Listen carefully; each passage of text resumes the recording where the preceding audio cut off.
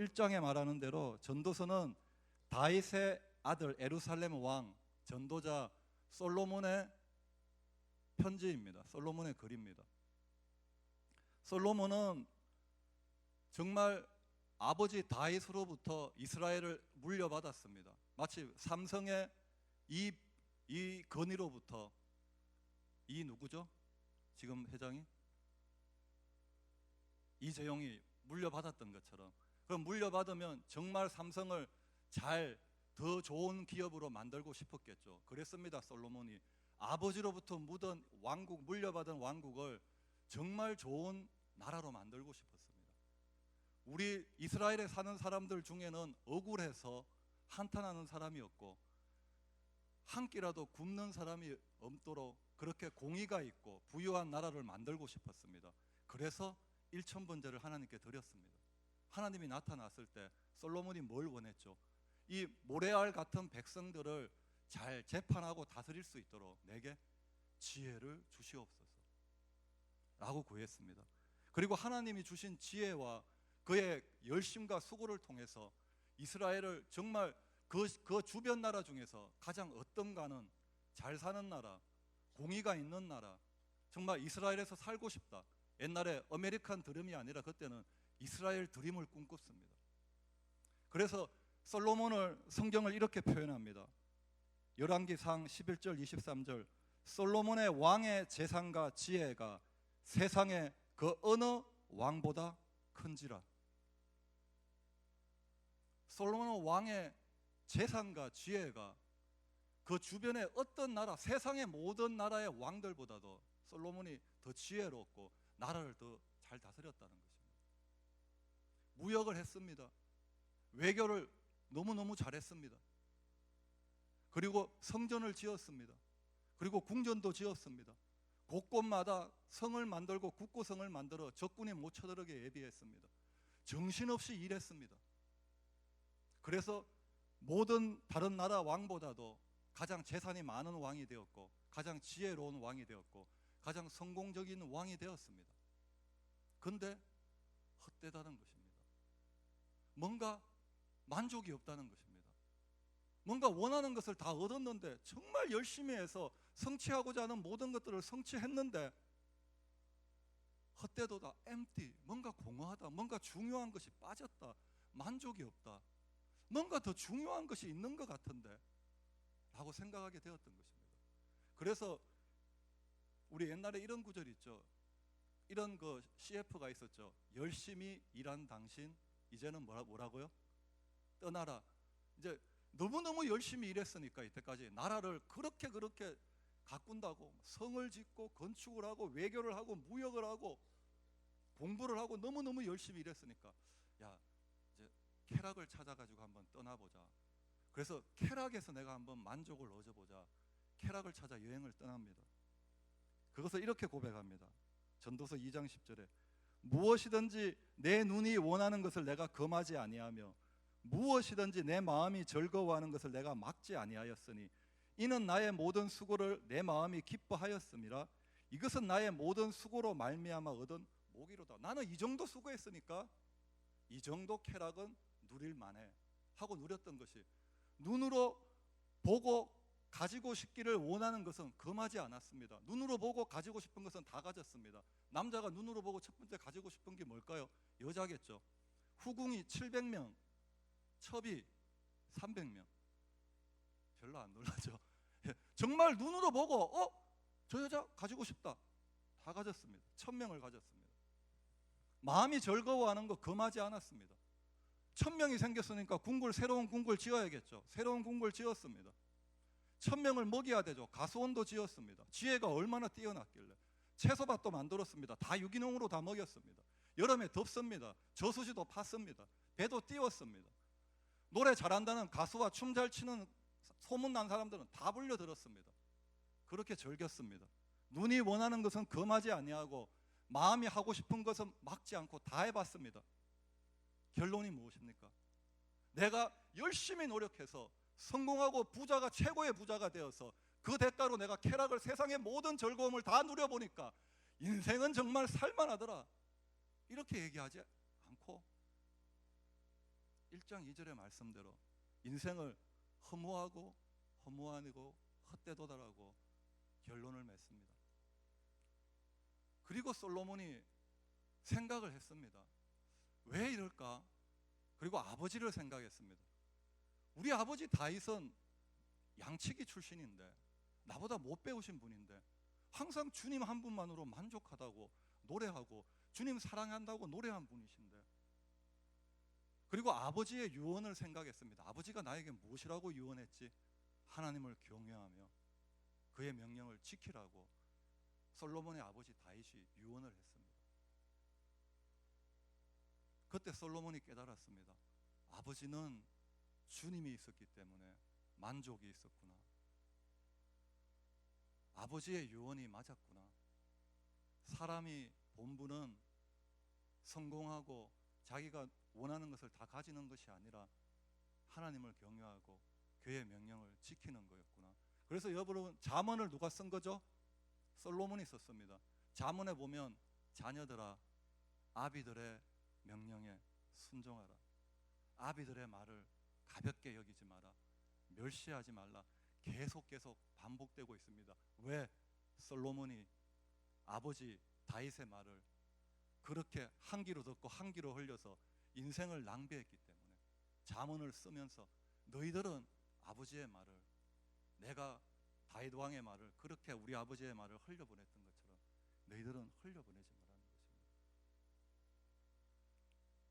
여러분, 사람의 본분이라는 말이 좀 어려운 말이죠. 학생의 본분은 뭐죠?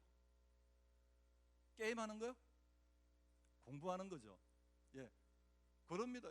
학생의 가장 중요한 의무, 가장 해야 될 중요한 일을 본분이라고 말합니다. 그 사람의 가장 중요한 의무가 본분이라는 뜻입니다. 사람이 여러 가지 해야 될 일 중에서도 가장 중요한 가치를 두고 해야 될 일, 그것이 본분입니다. 사람의 본분이 무엇입니까?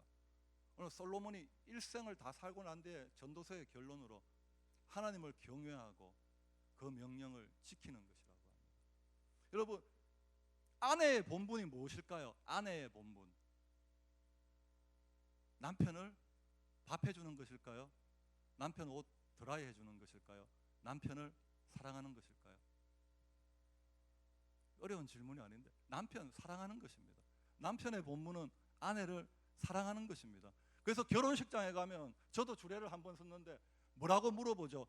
신랑 누구누구는 신부 누구누구를 맞이해서 눈이 오나 비가 오나 아프나 슬프나 돈을 계속 벌어주고 월급을 줄 것인가 라고 물어보지 않습니다. 사랑할 것인가? 맞나요? 신부 누구누구는 신랑 누구누구를 맞이해서 아플 때나 건강할 때나 가난할 때나 부유할 때나 밥을 해주실 것입니까? 라고 물어보지 않습니다. 사랑하겠습니까? 물어봅니다. 왜? 사랑이 본분이니까요. 사랑하면 밥 안 해줄까요? 사랑하면 돈 안 벌어줄까요? 하지 말라고 해도 두 번째, 세 번째 일들은 다 하게 됩니다. 그렇게 본분이 중요한 것입니다. 사람의 본분은 하나님을 경외하는 것이라고 했습니다. 하나님을 경외하는 것이 무엇이죠? 무서워만 하는 것이 아니라 사랑하면서 동시에 두려워하는 것이 하나님을 경외하는 것입니다. 아멘이십니까? 그리고 두 번째, 하나님의 명령을 지키는 것이라고 했습니다. 하나님의 어떤 명령을 지켜야 됩니까? 성경에 보면 하나님의 계명이 600여 가지가 있습니다. 600여 가지를 다 지켜야 됩니까? 이것이 궁금했던 한 사람이 있었습니다. 그래서 예수님에게 와서 계명이 이렇게 많은데 사람의 본분은 계명을 지키라고 하는데 도대체 어떤 계명이 가장 중요한 계명입니까? 어떤 계명을 지키면 다른 계명까지 다 지킬 수 있겠습니까? 계명의 핵심이 무엇입니까? 본질이 무엇입니까? 가장 중요한 것이 무엇입니까? 예수님에게 질문한 사람이 있습니다. 그때 예수님이 이렇게 대답합니다. 마가복음 12장 29절에서 31절, 우리 자막이 나올 건데 준비됐나요? 예, 우리 같이 읽어볼까요? 예수께서 대답하시되 첫째는 이것이니 이스라엘아 들어라. 주 곧 우리 하나님은 유일하신 주시라. 내 마음을 다하고 목숨을 다하고 뜻을 다하고 힘을 다하여 주 너의 하나님을 사랑하라 하신 것이요. 둘째는 이것이니 내 이웃을 내 자신과 같이 사랑하라 하신 것이라. 이보다 더 큰 계명이 없느니라. 아멘. 첫째가 하나님 사랑하는 것이라고 합니다. 하나님을 사랑하면 둘째, 이웃 사랑이 됩니다. 셋째, 넷째, 다섯째, 살인하지 말라, 간음하지 말라, 도둑질하지 말라, 우상 만들지 말라. 하나님 사랑하면 나머지 것들은 다 됩니다. 아멘이십니까? 그래서 사람의 본분을 다시 요약하면, 한마디로 요약하면 하나님 사랑하는 것입니다. 동의하십니까? 하나님을 사랑하되 마음을 다하여, 목숨을 다하여, 뜻을 다하여, 힘을 다하여 사랑하는 것입니다. 인생에서 이기 빠진다면 다른 것 다 한다고 해도 인생이 허무해집니다. 축구에서 가장 중요한 것은 골입니다. 아무리 드리블이 화려하고 아무리 패스가 화려하다고 해도 골이 안 들어가면 90분 동안 골이 안 들어가고 0대0 경기를 기자가 기록하면 뭐라고 기록하죠? 90분 동안 헛된 공방전을 펼쳤다, 이렇게 기록합니다. 인생에 70년 80년 사는데 여러분이 많은 걸 성취했다고 해도, 많은 걸 배웠다고 해도, 많은 것을 얻었다고 해도 하나님 사랑하는 것을 하지 못했다면, 하나님과 사랑의 관계를 맺지 못했다면, 하나님을 사랑하려고 하는 열망이 없었다면, 하나님을 사랑하는 것이 여러분의 최고의 소원이 아니었다면 그 인생은 헛된 인생이라는 것입니다. 솔로몬처럼 마지막에 헛되고 헛되니 모든 것이 헛되도다, 내가 헤아려서 했던 모든 수고가 유익이 없었구나 라고 고백할 수밖에 없습니다. 여러분, 성경을 읽으면 하나님의 많은 축복들이 있습니다. 그런데 하나님의 많은 축복들은 사람의 본분, 하나님을 사랑하는 자에게 약속한 축복입니다. 제가 몇 개를 읽어드리겠습니다. 고린도전서 2장 9절, 기록된 바 하나님이 자기를 사랑하는 자들을 위하여 예비하신 모든 것은 눈으로 보지 못하고 귀로 듣지 못하고 사람의 마음으로 생각하지 못하였다 한가 같으니라. 하나님께서 눈으로 보지 못하고 귀로도 듣지 못하고 사람의 마음으로 생각하지 못했던 놀라운 축복들을 예비해 두셨습니다. 누구를 위해서? 하나님을 사랑하는 자들, 사람의 본분을 다 하는 자들을 위해서 이 축복을 예비해 두셨다는 것입니다. 눈으로 보지 못하고 귀로도 듣지 못하고 마음으로 생각하신 축복 중에 한 가지가 하나님 나라입니다. 누가 하나님의 나라를 상속으로 받을 수 있을까요? 야고보서 2장 5절, 하나님이 자기를 사랑하는 자들에게 약속하신 나라를 상속으로 받게 하지 아니하셨느냐? 누가 하나님 나라 받는다고요? 사람의 본분을 다하는 하나님을 사랑하는 자가 하나님의 나라 상속받습니다. 천국에 가보면 하나님 사랑하는 자들밖에 없습니다. 하나님 사랑하지 않는 사람 하나님 나라 상속받지 못합니다. 생명의 면류관은 누가 받을까요? 주께서 자기를 사랑하는 자들에게 약속하신 생명의 면류관을 얻을 것이기 때문이라. 야고보서 1장 12절. 생명의 면류관은 하나님을 사랑하는 자들을 위하여 예배해 둔 것인 줄 믿습니다. 우리는 모든 것이 합력하여 선을 이룬다고 말하기를 즐거워합니다. 다 그럴까요? 모든 사람이 모든 일이 합력해서 선을 이루어질까요? 아닙니다. 로마서 8장 28절, 하나님을 사랑하는 자 곧 그 뜻대로 부르심을 입은 자는 모든 것이 합력하여 선을 이루느니라. 하나님을 사랑하는 자에게 우리 삶에 일어나는 모든 일들이 합력하여 선이 이루어지지, 하나님을 사랑하는 자에 사랑하지 않는 자에게는 이런 약속은 아무 관계가 없는 약속입니다. 누가 하나님의 은혜를 받을까요? 에베소서 6장 24절, 우리 주 예수 그리스도를 변함없이 사랑하는 모든 자에게 은혜가 있을지어다.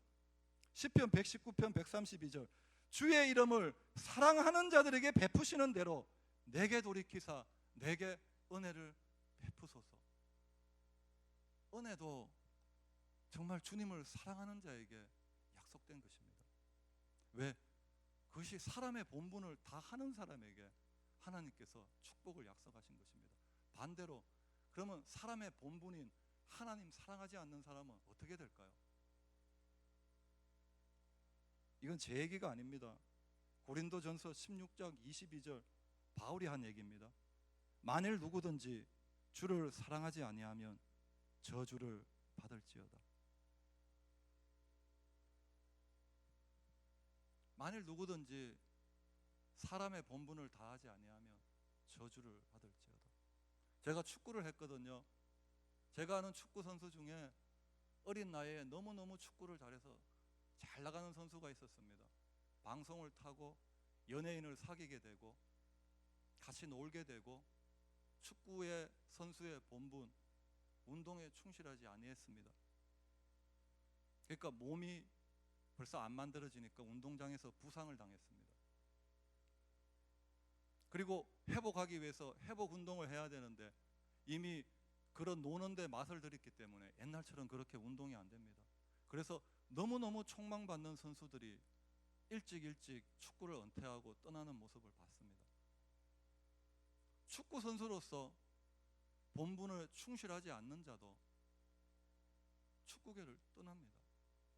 사람의 본분에 충실하지 않는, 하나님을 사랑하는 것에 충실하지 않는 자도 하나님의 말씀대로 저주 아래 놓일 수밖에 없습니다. 그래서 계시록 2장 2절에서 5절에서 예수님께서는 에베소 교회에게 이렇게 말씀하십니다. 내가 내 행위와 수고와 내 인내를 알고 또 악한 자들을 용납하지 아니한 것과 자칭 사도라 하되 아닌 자들을 시험하여 그의 거짓된 것을 내가 드러낸 것과 또 내가 참고 내 이름을 위하여 견디고 게으르지 아니한 것을 아노라. 이 정도 되면 잘한 거 아닙니까? 행위도 있었고 수고도 있었고 인내도 있었고 거짓 사도들을 분별할 수 있는 분별력도 있었고 게으르지 않고 부지런했습니다. 이런 정도의 교회는 참 드문 교회입니다. 예수님으로부터 칭찬을 받아야 되는데 그런데 책망을 받습니다. 그러나 너를 책망할 것이 있나니 너의 처음 사랑을 버렸느니라. 그러므로 어디서 떨어졌는지를 생각하고 회개하여 처음 행위를 가지라. 만일 회개하지 아니하면 내가 내게 가서 내 촛대를 그 자리에서 옮기리라. 주를 사랑하지 않는 자는 저주를 받을지어다. 똑같은 맥락의 말씀입니다. 너 다른 거 다 잘했다. 열심히 주일날 봉사도 했다. 주차장도 열심히 했다. 열심히 성경 공부했다. 열심히 전도도 했다. 그런데 본분을 다하지 못했구나. 마음을 다하여, 목숨을 다하여, 힘을 다하여, 뜻을 다하여 나를 사랑하는 것을 네가 잊어버렸구나. 그 사랑을 회복해라. 여러분, 우리가 회개는 절대 기독교인에게 있어서 무거운 짐이 아닙니다. 회개는 축복인 줄 믿습니다. 회개는 회개의 골짜기를 통과하지 아니하면 축복의 봉우리에 설 수가 없습니다. 회개의 문을 통과하지 아니하면 주님과 동행하는 삶을 살 수가 없습니다. 어디 가서 내 죄를 내어놓는다고 용서해 주는 데가 어디에 있습니까? 다른데 교회 밖에, 예수님 밖에 나가서 내 죄를 내어놓으면 다 손가락질합니다. 다 멀리합니다. 그러나 예수님 안에서만 내 죄를 내어놓으면 오히려 주님이 더 칭찬해 주십니다. 더 가까이 오십니다. 회개는 축복입니다.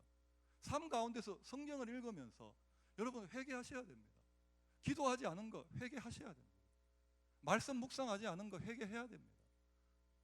영적 깊은 잠에 빠져서 전도하지 않은 거 회개해야 됩니다. 그런데 정말로 우리가 회개해야 될 것이 무엇이냐? 하나님 사랑하지 않은 것, 이것 회개해야 됩니다. 사람의 본분을 다하지 아니한 것, 이것부터 회개해야 됩니다. 하나님 사랑하려고 하는 관심조차 없었던 것, 하나님을 사랑하되 내 마음과 목숨과 뜻과 힘을 다하여 그렇게 사랑하려고 한번 몸부림치지 않았던 것, 다른 사람도 저 정도 사랑하니까 이 정도 사랑해도 되지 스스로 만족했던 것, 그 본분을 다하지 못했던 것부터 우리는 해결을 해야 됩니다. 왜냐하면 그리스도의 교회를 예수님은 신부라고 말씀하십니다. 그래서 예수님이 다시 오시는 날을 어린 양의 혼인잔치라고 말씀하십니다. 예수님이 다시 오실 때 우리에게 질문을 하신다면 어떤 질문을 하실까요?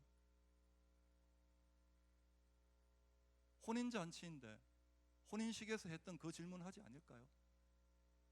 너 본분을 다했니? 너는 사람으로서 그리고 그리스도의 신부로서 하나님을 사랑하는 본분을 다했니? 나는 너를 나 자신보다 더 사랑해서 나의 모든 것을 주었는데 너는 나를 그렇게 사랑했니? 너는 일생을 살면서 한 번도 내 진정 소원은 주님을 더 사랑하는 것이라고 고백한 적이 있었니? 너는 기도할 때 여러 가지 많이 기도했는데 한 번이라도 나에게 주님, 나 정말 주님 사랑하고 싶습니다. 내 마음과 몸과 뜻과 정성을 다해서 나 주님 사랑하고 싶습니다. 사람의 본분을 한번 제대로 한번 해보고 싶습니다. 라고 이렇게 기도해 본 적이 있겠니? 우리의 본분에 대해서 질문하지 않을까요? 마음과 목숨과 뜻과 힘을 다해서 주님을 사랑한다는 것이 어떤 의미일까요? 깊이는 못 들어가고 잠깐 터치만 하고 가겠습니다. 마음을 다하여 주님을 사랑한다는 것은 마침 이 세상에 주님 한 분밖에 없는 것처럼 주님을 나의 전부로 사랑하는 것입니다. 이렇게 사랑하는 사람이 시편에 있습니다. 아삽이라는 사람입니다. 주님, 하늘에서는 주 외에 누가 내게 있사오며 땅에서 내가 사모할 자 주님밖에 없습니다. 하늘과 땅에 수많은 것이 있지만 내 눈에는 주님밖에 보이지 않습니다. 주님이 나의 전부입니다. 주님 한 분밖에 없는 것처럼 주님만을 사랑하는 것이 마음을 다하여 사랑하는 것입니다. 목숨을 다하여 사랑하는 것은 어떤 것일까요? 내 자신 목숨보다 주님을 더 사랑하는 것입니다. 그 모델이 누구입니까? 순교자입니다. 그들은 자기의 목숨보다 주님을 더 사랑했기에 순교의 자리까지 갈 수가 있었습니다. 그들이 만약에 주님을 포기하고 자기의 생명을 선택했다면 얼마든지 살 수 있었습니다. 순교는 무엇입니까? 주님을 선택하고 내 생명 포기하는 것이 순교입니다. 삶의 순간순간을 살면서 내 뜻을 포기하고 주님의 뜻을 택하는 것이 그게 목숨을 다하여 주님을 사랑하는 것입니다. 내 욕심을 포기하고 주님의 말씀을 따라 사는 것이 그것이 목숨을 다해 사랑하는 것입니다. 뜻을 다하여 사랑한다는 것은 무엇입니까? 다니엘서 보면 다니엘은 자기의 뜻을 정하여 거룩하게 살기로 왕이 주는 떡과 포도주로 자신을 더럽히지 않기로 뜻을 정했다고 말했습니다.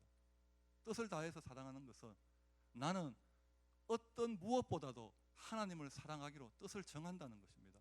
내 모든 수단과 방법을 다 동원해서 의도적으로 하나님 사랑하는 것을 내 최우선순위에 두는 것으로 뜻을 정한다는 것입니다. 하나님 사랑하는 것을 내 최고의 소원과 내 최고의 갈망에 두겠다고 뜻을 정하는 것이 뜻을 다하여 하나님을 사랑하는 것입니다. 힘을 다하여 하나님을 사랑한다는 것은 무엇일까요? 축구선수, 운동선수들은 겨울에 동계훈련을 지옥훈련이라고 부릅니다. 새벽에 운동하고 오전에 운동하고 오후에 운동하고 저녁까지 운동을 하면 거의 파김치가 됩니다. 친구에게 전화가 옵니다. 야 나이트클럽 생겼는데 물 좋다, 같이 가자. 힘을 다해서 축구를 했기 때문에 그 물 좋은 나이트클럽에 갈 힘이 남아있지가 않습니다. 야, 힘이 없다, 너 혼자 가라, 끊습니다. 정말 주님을 다해서 우리가 힘을 다해서 사랑한다면 죄지을 힘이 없는 줄 믿습니다. 이 힘을 다해서 주님을 사랑하는 것입니다. 여러분, 질문하면 목사님, 당신은 그렇게 주님 사랑하세요? 그렇게 사랑할까요? 솔직히 저도 그렇게 사랑하지 못합니다. 그렇지만 저는 그렇게 주님을 사랑하고 싶은 갈망이 있습니다. 내 최고의 소원이 여러분이 무엇이냐고 물으신다면 내 진정 소원은 내 구주 예수를 마음과 목숨과 뜻과 정성을 다하여 사랑하는 것이라고 저는 대답할 것입니다. 목사님이 기도할 때마다 가장 열심히 가장 첫 번째로 하는 기도 제목이 뭐예요? 라고 저에게 물으신다면 나는 주님을 더 사랑하기를 원한다고 기도합니다. 어제보다 오늘, 오늘보다 내일 내 마음과 목숨과 뜻과 정성을 다하여 주님이 나에게 요구하는 그 수준으로 나는 주님을 사랑하기 원해서 기도하고 있습니다 라고 대답할 것입니다. 여러분, 사람의 본분이 하나님을 사랑하는 것에 동의하십니까? 아멘. 아멘. 좋습니다. 그러면 이제 설교의 후반부는 어떻게 하나님을 사랑할까? 그 말씀하고 마치도록 하겠습니다. 여러분, 사랑이 하고 싶다고 되고 안 하고 싶다고 안 되는 게 사랑이 아니지 않습니까? 로미오가 줄리엣 사랑하면 비극이 일어난다는 거 알았어요. 줄리엣이 로미오 사랑하면 안 된다는 거 알았습니다. 그런데 사랑하게 되는 거 어떡합니까? 아무리 사랑하라 그래도 사랑이 안 되면 사랑이 안 됩니다. 하나님 사랑하는 것도 마찬가지입니다. 사랑은 여기 있으니 사랑의 순서가 여기 있다고 했습니다. 우리가 하나님을 사랑한 것이 아니요 하나님이 우리를 사랑하사. 이것이 사랑의 순서입니다. 절대로 우리가 먼저 하나님을 사랑한다고 덤벼댈 수가 없습니다. 며칠 가겠죠. 금방 무너지고 맙니다. 하나님을 사랑하지 아니한 나를 하나님이 변함없이 사랑하셨다는 것을, 그 변함없는 사랑을, 그 큰 사랑을 깨닫고 맛볼 때 내 마음에 감동이 일어나고 내 소원이 변화돼서 하나님 사랑하고 싶은 것이 내 소원이 되고, 그리고 그분을 사랑하기 위한 길을 걸어가게 되는 것입니다. 하나님의 사랑을 우리가 어디서 깨달을 수 있습니까? 하나님의 사랑을 우리가 어디서 볼 수 있습니까? 사랑은 희생을 통해서 확정되고 희생을 통해서 사랑은 보여지게 되어 있습니다. 요한복음 14장에 요한복음 15장 13절 나옵니까? 같이 읽어볼까요? 사람이 친구를 위하여 자기 목숨을 버리면 이보다 더 큰 사랑이 없느니라. 올려놓으세요.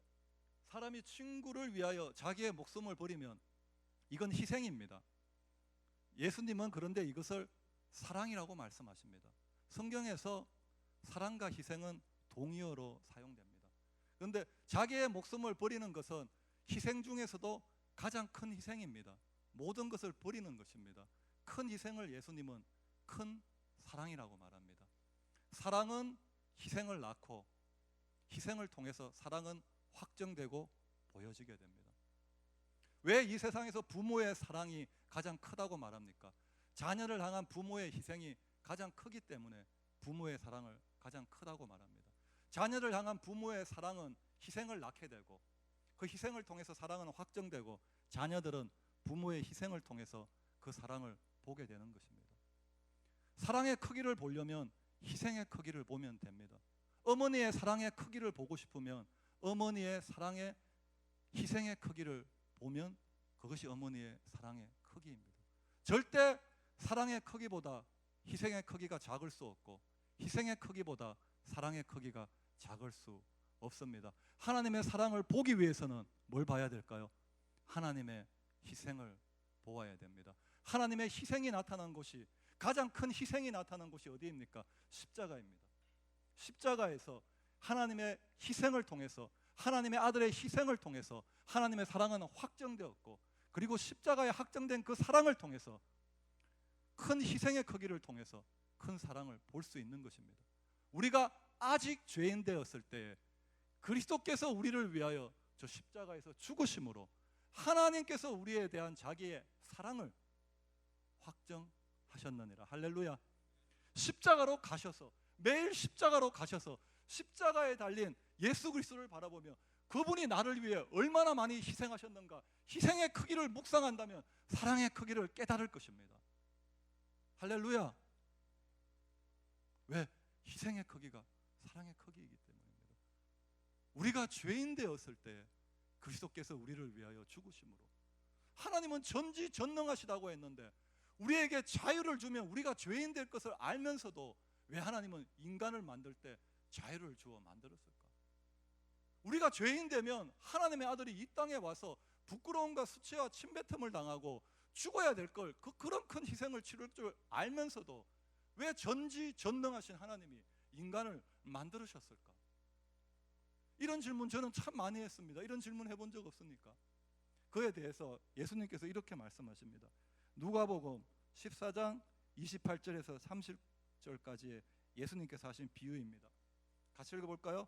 너희 중에 누가 망대를 세우고자 할진대 자기의 가진 것이 준공하기까지 족할는지 먼저 앉아 그 비용을 계산하지 아니하겠느냐?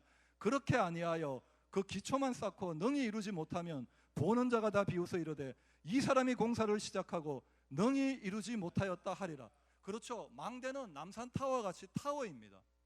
그렇게 빅타워를 세우려고 하면 먼저 건축 자재비를 생각해야 되고 인건비를 생각해야 되고 부대 비용을 다 생각해가지고 건축 비용을 계산하고 난 뒤에 내가 가지고 있는 은행 통장의 돈과 이걸 비교하고 난 뒤에 망대를 완성할 수 있겠구나.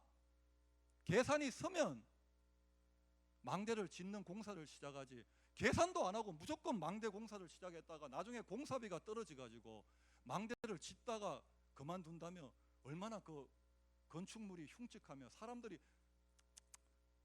혀를 차면서 아니 저 사람은 어떻게 공사 비용도 계산도 안 하고 공사를 시작한 거야 라고 비웃음을 당하지 않겠느냐, 이 말씀입니다. 요즘에 한국의 젊은 사람들은, 부부들은 아기를 만들기 전에 계산을 합니다. 아기를 만들면 우리가 어떤 비용이 들어갈까? 아기가 태어나서 2014년 기준으로 대학교 졸업할 때까지가 3억이 넘게 들어간다고 합니다. 일단 3억이 들어가는구나. 아기가 태어나면 내가 자유분방하게 살았던 내 자유를 많이 빼앗기게 되는구나. 아기가 태어나면 내 시간과 에너지가 많이 희생돼야 되겠구나. 그렇지 여보? 우리 아기 낳지 말자. 그런 희생을 감수하고서라도 아기를 낳을 사랑이 없습니다. 무지한 인간도 아기를 만들기 전에 비용을 계산하는데 하나님이 우리를 만들기 전에 비용을 계산하지 않았을까요? 하나님이 하나님의 형상대로 우리에게 죄를 선택할 수 있고 하나님 사랑하기를 선택할 수 있는 자유의지를 준다면 어떤 일이 일어날까? 그런 일이 일어나면, 죄를 선택하면 하나님께서 어떤 비용을 지불하고 어떤 희생을 치러야 될까? 얼마나 손해를 봐야 될까? 얼마나 고통을 당해야 될까? 하나님이 계산하지 않으셨을까요? 다 계산하셨습니다. 사람을 지을 때 내가 2번 지어야 되는구나. 에덴 동산에서 흙으로 1번 지어야 되고, 내가 사람이 되어 십자가에 피 흘려 죽고 구속하고 성령을 보내서 2번 지어야 되는구나. 사람을 짓게 되면 내가 세상 죄를 지고 가는 어린 양이 되어서 도살장으로 끌려가는 양같이 십자가로 질질 끌려가서 수치와 모욕과 조롱과 부끄러움을 당하고 피를 흘리고 죽는 비용을 지불해야 되는구나. 사람을 짓게 되면 자유를 주면 그들이 죄를 선택하면 내 모든 것을 다 잃어버려야 되는구나. 하나님이 다 비용을 계산하셨습니다. 근데 하나님의 사랑은 이 모든 비용을 감당하시고서도 넘쳤기 때문에 우리를 만드셨습니다. 하나님의 사랑이 보이십니까? 우리 스바냐서 한번 읽어볼까요? 스바냐 3장 17절 같이 읽을까요? 너의 하나님 여호와가 너의 가운데 계시니 그는 구원을 베푸실 전능자이시라. 그가 너로 말미암아 기쁨을 이기지 못하시며 너를 잠잠히 사랑하시며 너로 말미암아 즐거이 부르며 기뻐하시리라 하리라. 올려놓으세요. 하나님이 전능하신다라고 하십니다. 아멘이십니까? 근데 그 전능하신 하나님이 못하시는 것이 있다고 하십니다. 이기지 못하시는 것이 있다고 하십니다. 기쁨을 이기지 못하시며 너로 말미암아 기쁨을 이기지 못하시며 잠잠히 사랑하시며, 기쁨과 사랑은 동의어입니다. 기쁨은 사랑에서 나오는 시냇물입니다. 하나님이 우리를 보실 때 사랑을 절제할 수가 없었다는 것입니다. 사랑을 멈출 수가 없었다는 것입니다. 여러분, 저는 이 말씀 아기를 놓고 조금 깨달을 수가 있었습니다. 아기를 낳았습니다. 아기가 하는 일이 무엇입니까? 맨날 똥오줌 싸고 맨날 배고프다고 울어대고 잠잘 때 울어서 잠 못 자게 하는데, 아기가 나한테 주는 거는 나를 다 희생하게 만드는 것밖에 없는데, 아기의 존재 자체만 봐도 아기를 향한 사랑을 멈출 수가 없겠더라고요. 널 위해서 내가 죽을 수도 있겠다. 모든 것을 잃어버린다고 해도 내가 아무것도 아깝지 않겠다. 하나님은 없는 것을 있는 것처럼 보시는 분이십니다. 여러분이 이렇게 하나님께 예배 드리는 것, 하나님께서 여러분이 이렇게 엄마 뱃속에 태어나기 전에 하나님 여러분을 다 보셨습니다.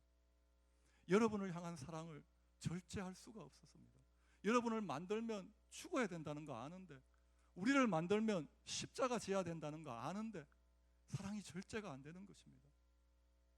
사랑을 멈출 수가 없는 것입니다. 우리가 아이들이 엄마가 임신을 하면 병원에 갑니다. 병원에 가면 초음파 검사를 합니다. 그러면 초음파로 이 아기 이렇게 머리입니다, 손가락입니다, 발입니다, 보여줍니다. 그런데 기형아 검사도 합니다. 이 아기는 기형아로 태어날 확률이 90%입니다. 여러분, 아기가 기형아로 태어나면 부모는 생활이 없어집니다. 하루 종일 그 아기에게 붙어 있어야 됩니다. 똥오줌 다 갈아내야 되고, 10살이 돼도 20살이 돼도 사람 구실을 할 때까지 못하게 되면 계속 붙어 있습니다. 자기 인생을 아기를 위해서 송두리째 희생해야 됩니다. 그렇기 때문에 기형아 90%, 그러면 그런 희생을 감수할 부모들 별로 없습니다. 그 아이 포기합니다. 그런데 어떤 바보 같은 부모들은 초음파로 통해 보는 그 아기의 모습을 보면서 그 아기가 심장 소리가 느껴진다고, 이 아기가 기형아로 태어나도 좋아요, 내성마비로 태어나도 좋아요, 그 사랑을 절제할 수 없어서 내 모든 삶을 이 아기를 위해서 다 쏟아부어도 좋습니다, 나 아기를 놓겠습니다 라고 아기를 놓는 부모가 있습니다. 사랑이 절제가 되지 않기 때문에, 사랑이 멈출 수가 없기 때문에. 하나님이 그러셨습니다. 우리는 죄인 된 확률이 99.9%였습니다. 90%도 아니라 99.9%였습니다.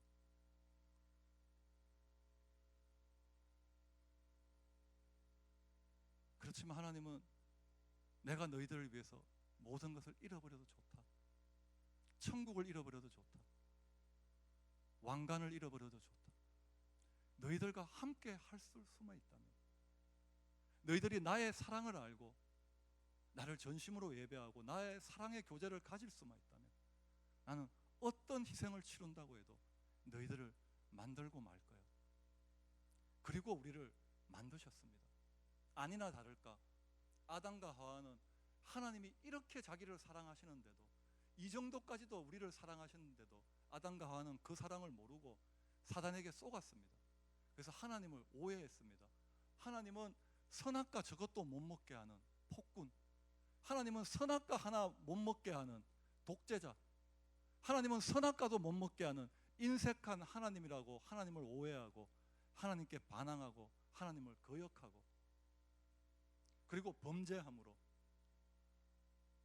하나님과의 관계가 끊어지고 만 것입니다. 그리고 로마서 5장의 말씀이 시작됩니다.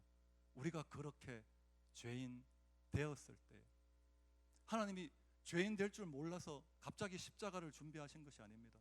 이미 십자가는 하나님이 우리를 만들 때 하나님의 비용에 다 들어가 있었습니다. 우리가 죄인 되었을 때 그 비용대로 그리스도께서 우리를 위하여 죽으심으로 하나님께서 우리에 대한 자기의 사랑을 확정하셨느니라. 아멘. 십자가는 세상을 사랑하고 세상을 갈망하고 세상을 원하는 사람들에게 천국의 티켓을 주기 위해서 예수 그리스도께서 십자가에 달리신 것이 아닙니다. 예수님께서 십자가에 달리신 것은 물론 그것 때문에 우리는 천국을 갑니다. 그 이전에 하나님이 우리를 향한 그 절제하지 못하시는 사랑, 멈추지 못하시는 사랑을 우리에게 보여줌으로써 그 사랑으로 우리의 마음을 완전히 감동시켜서 하나님을 마음을 다하고 목숨을 다하고 뜻을 다하고 힘을 다하여 사랑하는 사람으로 만들어서 천국에서 영원히 사랑의 관계 속에서 살기 위해서 예수 그리스도께서 십자가에 달리신 것입니다. 아멘이십니까? 그러므로 십자가를 바라볼 때 희생의 크기를 통해서 우리는 하나님의 사랑의 크기를 보게 됩니다. 예수님이 우리를 사랑할 때 어떻게 사랑하셨습니까? 십자가를 바라볼 때 우리는 그때 비로소 왜 하나님께서 우리에게 마음을 다하고 목숨을 다하고 뜻을 다하고 힘을 다하여 나를 사랑할 것을 요구해 주셨는지, 십자가를 바라볼 때 하나님의 절제하지 못하시는 사랑을 깨달을 때 그때 발견하게 됩니다. 왜 하나님이 나에게 이렇게 절대적인 사랑을 요구하시는가? 사람은 자기가 사랑하지 않는 대상에게는 절대로 사랑을 요구하지 않습니다. 제가 여기 여러분이 있는데 두 이성이 있는데 여러분이라면 누구에게 사랑을 요구하시겠습니까? 여러분이 사랑하는 대상에게 사랑을 요구하시겠습니까? 아니면 사랑하지 않는 사람에게 사랑을 요구하시겠습니까? 사랑하지 않는 사람이 나를 사랑한다고 덤벼들면 되게 부담스럽잖아요. 그렇죠? 좋아요? 그런데 우리는 절대 자기가 사랑하는 사람한테 그 정도 수준의 사랑을 요구합니다. 제가 그걸 깨달았습니다. 제 옆에 미국 아줌마 낸시라는 아줌마가 삽니다. 그런데 저는 그 여인에게 가서 낸시 아주머니, 당신 나를 사랑하되 마음과 뜻과 목숨과 정성을 다해서 사랑하셔야 돼요. 저는 이렇게 요구하지 않습니다. 왜냐? 내가 낸시 아주머니를 사랑하지 않기 때문에. 그러나 내 아내에게 가서는 요구합니다. 당신 나만 사랑해야 돼. 송중기도 안 돼. 장동건도 안 돼. 쳐다도 보지 마. 당신 나 사랑할 때 적당히 사랑하면 안 돼. 마음을 다해 사랑해야 돼. 목숨 다해 사랑해야 돼. 힘 다해 사랑해야 돼. 뜻을 다해 사랑해야 돼. 그 사랑 요구합니다. 왜? 내가 그렇게 사랑하고 있기 때문에. 만약 하나님이 우리를 마음을 다하여 목숨을 다하여 뜻을 다하여 힘을 다하여 사랑하지 아니했다면 우리에게 사랑을 요구하지 않았습니다. 우리가 그렇게 사랑한다고 달려들면 하나님이 부담스럽다고 떠나갈 것입니다. 하나님이 우리에게 마음을 다하여 목숨을 다하여 뜻을 다하여 힘을 다하여 나를 사랑하라고 요구한 것은 하나님의 애정 결핍증 환자가 아니라 하나님이 우리를 사랑하실 때 절제하지 못하시는 사랑으로, 멈추지 못하시는 사랑으로 그렇게 우리를 사랑하셨기 때문입니다. 하나님은 절대 천사들에게 그 아름다운 천사들에게 너는 나를 사랑하라고 요구한 적이 한 번도 없습니다. 너는 나를 수종 들고 너는 나를 섬기라라고 요구하셨죠. 사람에게만 너는 나를 사랑하되 내 마음과 정성과 뜻과 힘을 다하여 사랑하라. 왜? 내가 너를 그렇게 사랑하기 때문에. 십자가를 바라보면 나의 희생의 크기를 통해서 나의 사랑의 크기를 볼 수 있지 않느냐. 보라, 아버지께서 어떠한 사랑을 우리에게 베푸사 본질상 진노의 자녀였던 우리를 다시 하나님의 자녀로 바꾸어 놓았는가. 무엇이 우리를 바꾸어 놓았습니까? 사랑인 줄 믿습니다. 그 사랑을 볼 때 그 사랑이 성령으로 말미암아 십자가의 사랑이, 절제하지 못하시는 사랑이 내 마음에 부어질 때 나도 하나님을 사랑할 때 절제하지 않고 사랑할 수 있습니다. 그런 은혜가 여러분들에게 임하기를 예수의 이름으로 축원합니다. 그 사랑 볼 때 하나님, 내가 누구이기에 이렇게까지 나를 사랑해 주십니까? 나를 만들면 하나님 모든 것을 잃어버려야 된다는 거 알면서도 어떻게 나를 만드셨습니까? 도대체 하나님, 내가 누구입니까? 십자가에서 주님이 말씀하십니다. 너는 나의 전부다.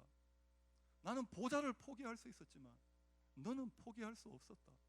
나는 천국은 포기할 수 있었지만 너는 포기할 수 없었다. 나는 하나님으로 누릴 수 있는 모든 자유와 특권은 포기할 수 있었지만 너와 함께하는 천국은 포기할 수 없었다. 너는 온 세상 전부를 나에게 준다고 해도 바꿀 수 없는 나의 전부, 나의 형상, 나의 모양, 나의 신부다. 그러므로 십자가에서 나의 희생을 통해서 나의 사랑을 보고 전심으로 나에게로 와라. 내가 너를 위하여, 사랑하는 자들을 위하여 예비하신 모든 축복을 너의 삶에 부어주기 원한다. 왜? 우리가 하나님을 사랑하는 자가 될 때 우리를 위해 준비해 두신 귀로도 눈으로 듣지도 보지도 마음으로 생각하지도 못했던 하나님이 쌓아두신 그 축복들이 우리의 삶에 드디어 부어지기 시작하기 때문입니다. 그런 하나님의 사랑하는 사람의 본분을 다 행함으로써 약속하신 축복들을 마음껏 누리시기를 예수님의 이름으로 축원합니다. 매일 십자가로 가셔서 하나님의 희생의 크기를 바라보십시오. 희생의 크기가 바로 사랑의 크기입니다.